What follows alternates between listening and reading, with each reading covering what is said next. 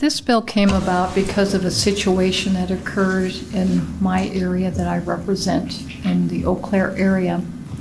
We had an unelected city manager contact a third party provider that brings refugees in to ask them to bring in refugees to the area, and that the city manager thought that it was a good fit. What happened then between the third party, and I think they're here to testify today, is that the coordination wasn't done with any elected officials. And so the county government, the county board of supervisors, both in the county of Eau Claire as well as in another county, the Chippewa County, which also the city of Eau Claire is in. So this was city manager for Eau Claire that this happened. And so what occurred was not just a few people upset, this was a major blow up in my area, that the people of our community did not feel that they were represented because no elected official had been contacted. It was just people in the government.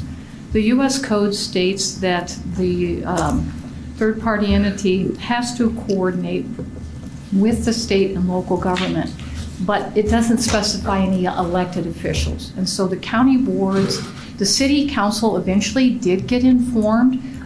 Eventually the counties were informed, and they're here to testify too. But the purpose of this bill, it's not to shut out people. It's not that we don't want to help those that are in need. Refugees are well vetted. That's not the issue. The issue is that the counties who will be supporting these refugees once the federal monies run out, which is 90 days for the Secretary of State, and then one of the other federal agencies, they can provide assistance for some things up to a year. That doesn't necessarily mean that the county services will not be needed, because they are the ones that are providing the health and the human resources to be able to support these people.